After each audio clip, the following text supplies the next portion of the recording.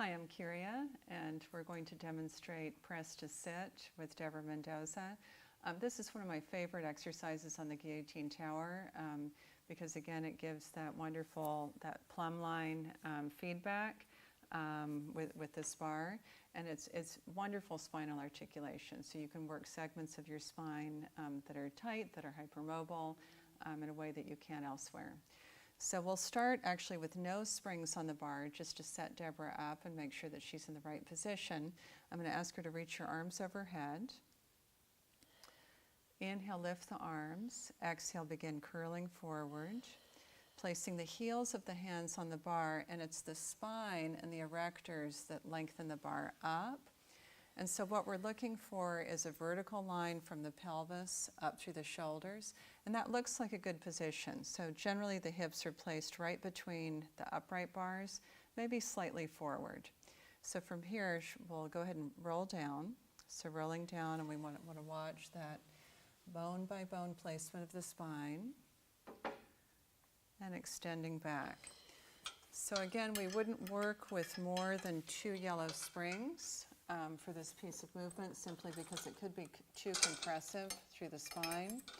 And it's more about this simply creating oppositional energy rather than working this piece of movement or this piece of exercise as a weight. So I'll ask her to lift her arms up, begin curling forward.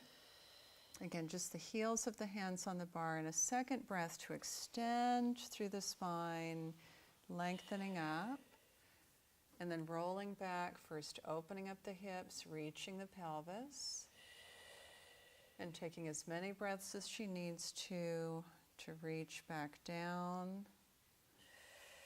That's it, feeling that imprint of the spine and the reach overhead. And just one more of those. Inhale, lift the arms. Exhale, contract forward, a second breath to complete the movement, lengthening up. And then holding this position, we can work some shoulder lifts and placement. Think of lifting the scapula up and then placing the scapula down the back.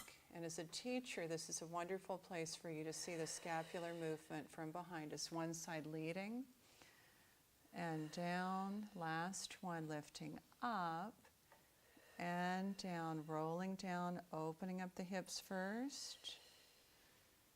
And feel each placement of the bones lengthening overhead. Adding on another sequence, lifting the arms, contracting forward. Take a full breath, and as she presses to sit, she'll draw the legs into a diamond position, increasing that hip fold and more hip articulation, and then rolling back, extending the legs out. Placing the spine and extending overhead. And we'll do one more of those, lifting the arms, deep curl forward, pull to a diamond position, and then adding on to this position, as she flexes her arms, she draws the bar down behind the head, coming forward into a hinge line and up.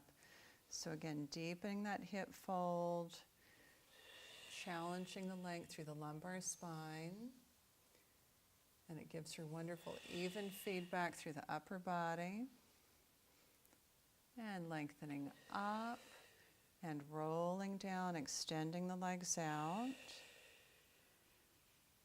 And notice how her low back is a little more open now, and stretching back overhead. Lift the arms up, arms down by your sides. Good. How did that feel? Great. Good. Yeah, so this is, it's just a wonderful piece of movement to feel the sides of the body, to feel that even length, the even movement through the shoulder girdle, and especially spinal articulation with pelvic placement. So the Guillotine Tower is the place to do that. Thank you.